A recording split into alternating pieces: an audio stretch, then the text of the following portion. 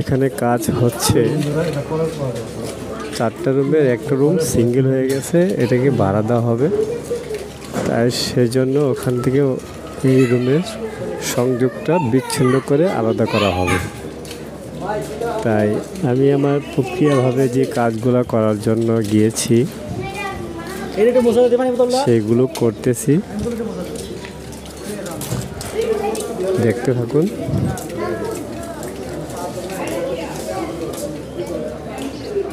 কারণ 1 মিটারের কালেকশন যদি অন্য কোনো মিটারের সাথে কোনো নেগেটিভ অথবা পজিটিভ থেকে থাকে তাহলে 2 মিটারের বিল আসবে। সেজন্য আমি আমার যে কাজটা করণীয় সেটা আমি অবশ্যই করতেছি, যাতে এক রুমের বিল আরেক রুমে না দিতে হয়। সেজন্য আমি আমার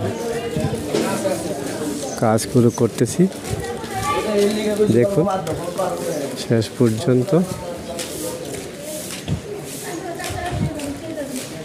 কেমন হয়েছে ভিডিওটা।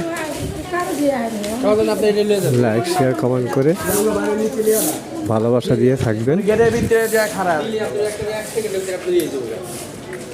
ঠিক আছে বন্ধুরা, ভালো থাকুন আর ভিডিওটা সম্পূর্ণ দেখুন, দেখলে এটা বুঝতে পারবেন।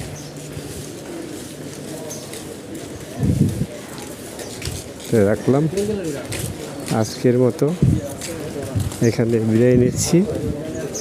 ভালো থাকবেন। আসসালামু আলাইকুম ওয়া রাহমাতুল্লাহ।